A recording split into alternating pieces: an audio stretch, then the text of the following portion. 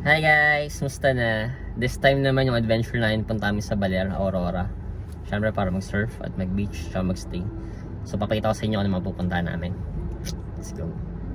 In case nagulat kayo bakit ganito na ngayon nangyaring content din sa channel natin, you probably missed out yung post ko dati na I will now use it for other purposes other than gaming. Kasi syempre, lahat din naman tayo nag-iba na ng mga ruta sa buhay. Before pandemic times, di ba, puro gaming tayo.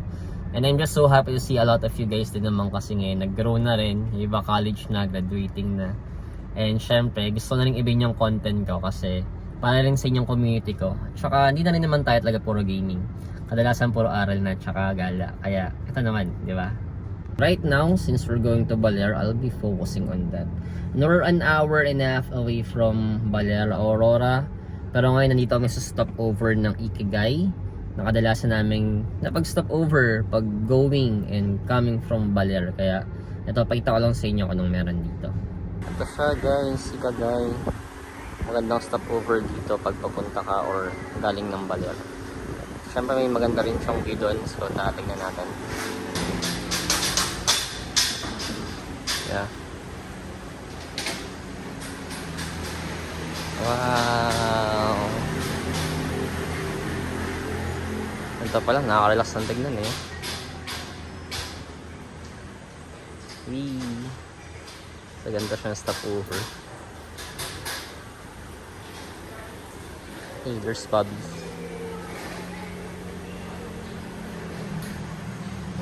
Nakatawa lang dito guys, so akala mo lake park na siya ng dagat pero lake lang din siya. Ayan lang siya. I'm just not sure kung anong pangalan ng lake, but yeah, never learn here. Pantabangan Lake maybe. So we're gonna be on our way to Baler, Aurora. Oh my god. Yeah, 1.5 hours drive. Okay, let's go.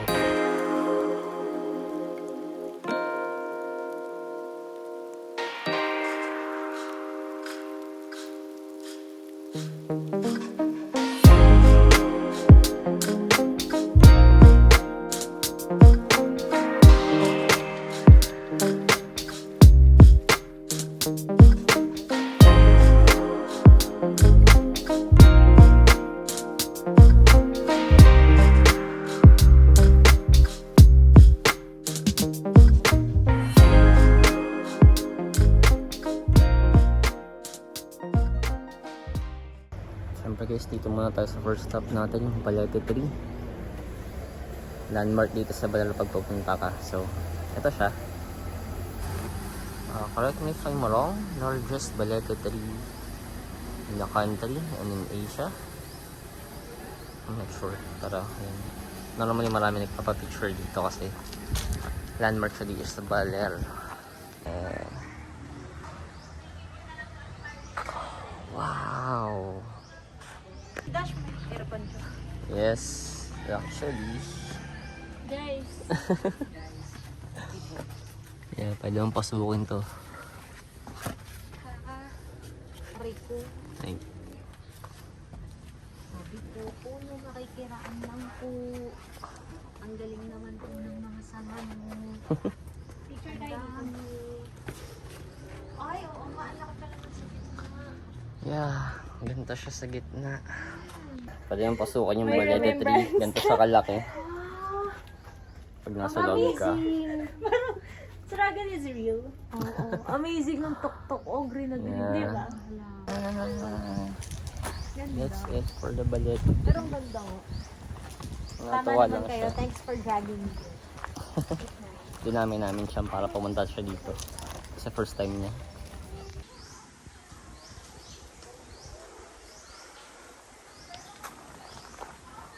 Tapos pag trip nyo, pag lang trip nyo, meron din ditong swing.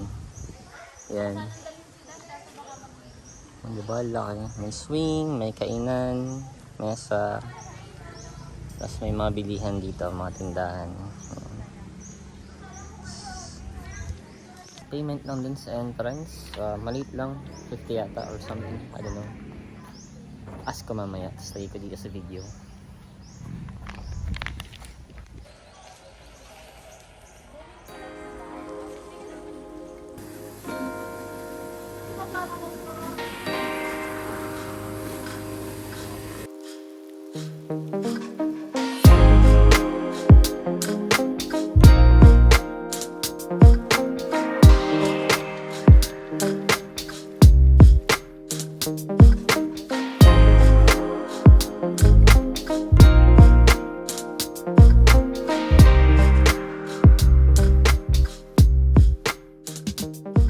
Guys, so galing namin sa Baleta Tree kanina. Kasi landmark yan dito. Pero nasa Maria Aurora pa lang kami kanina. Ngayon, pumunta sa Balear town proper. Maybe about 4 kilometers away. Ito na yung art niya actually. Let's go! Let's go.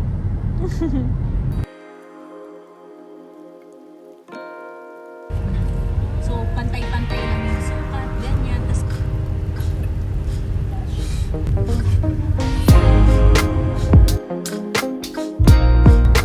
sa bayan. Siguro 116 kilometers. Naalala ko gusto ko din sa museo. Yes, we're here sa Balear. Wacho! Idols. Bless you. To see that landmark nila. Ito yung Sabong Beach. Pero bago ang lahat, kakain muna tayo. Kasi isa sa pinakamasarap na restaurant dito. Let's go! Ay, syempre kakain muna tayo sa restaurant bago tayo punta sa accommodation, which is yung Kusina Lundian. Para sa akin, isa sa mga pinakamasarap dito. One of the best. Like, papakita ko sa inyo kung bakit. Hindi ko lang sabihin. Please Bukas be ba? open. Please be open. Mga Please be pambukas. open. Sarado. Sarado. Sarado. Sarado. Yes. And we are back. Kaliwa, baby. Yeah. Love the beach. Hello again, Sabong Pwede pa lang Beach. kitang copy. Oo. We're back. Muna namin kakainin dito is some taste buds. Which is nice. Kumain na kami dito before. Tapos meron din silang bars, tsaka live bands sa gabi. Nakatawa. Pero syempre, pinakatawa dito is yung view namin. Welcome back to Balear. Ganong alan, magandang pang surf pag ganyan, hindi na ubutan. May times kasi na kapag nandito ka, walang alon din. So, hindi ka mapag-surf. But, ayan. Which para sa akin, maganda naman.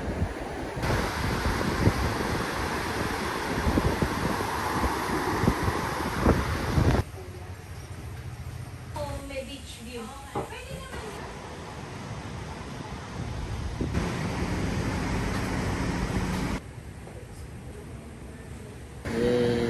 Wala lang tao dito ngayon masyado, pero kapag umaga tsaka hapon, puno lagi ng mga nakapark na motor, kotse. Parang siyang daywalk dito. Ngayon, tambayan ng mga tao kasi na-relax. After eating, pumunta kami sa accommodation namin. Surf nga pa. Sipan yung mag-surf.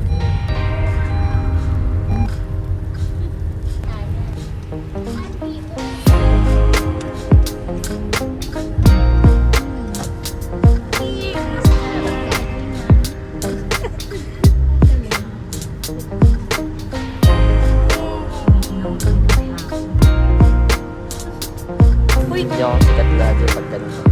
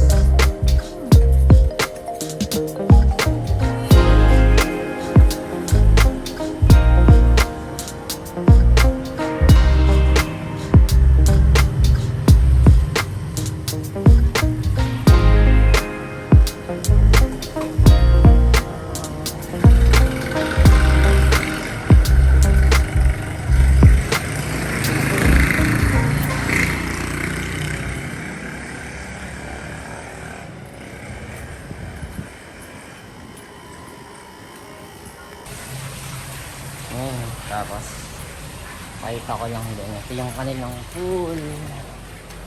Oh. Nice.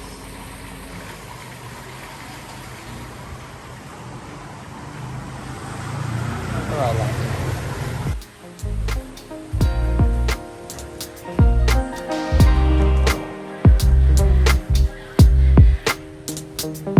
One of the best part ng Baler is pet friendly sila.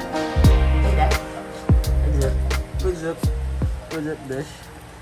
Yay! Anyway guys, thank you so much for watching. I think that's gonna be it. Diba? Tapos mamaya naman or sa ibang video ko share yung mismong beach tsaka mga activities na. Diba? Kasama yung aso ko. Yeah! Napakulit! Okay! Till next time guys. Bye!